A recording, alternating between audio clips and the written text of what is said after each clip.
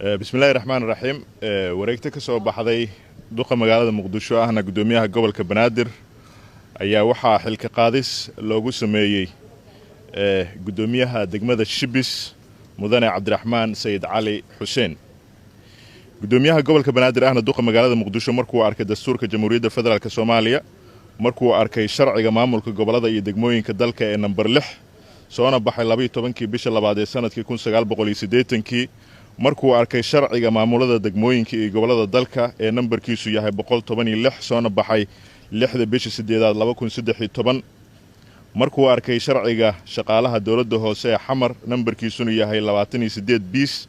ee 22 bishii labaad sanadkii 1976 soo baxay markuu arkay warqadda sumadeedu tahay Maga Gada Shibis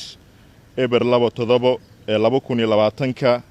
ee soo baxday kana soo baxday xafiiska gudoomiyaha degmada Shibis kuna saabsaneed amar joojin dhismooyin guryaha taasoo ah warqadan uu soo saaray gudoomiyihii degmada Shibis markuu arkay sifaha sharci darada ah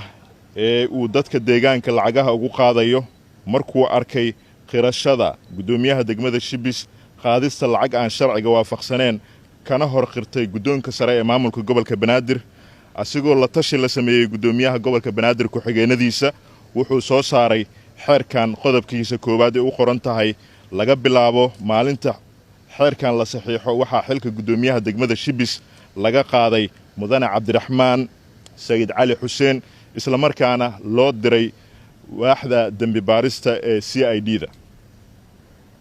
qodobka labaad dhameystirka wixii dhiman xeerkan fulintiisa waxa uu xil ka saaran yahay waaxda shaqada iyo shaqaalaha iyo waaxda xiriirka degmooyinka ee gobolka Banaadir qodobka saddexaad xeerkani wuxuu dhaqangelayaa markuu uu saxiixo gudoomiyaha gobolka Banaadir ahna duqa magaalada Muqdisho iyadoona gudoomiyaha uu xeerkan saxiixay ma sanadin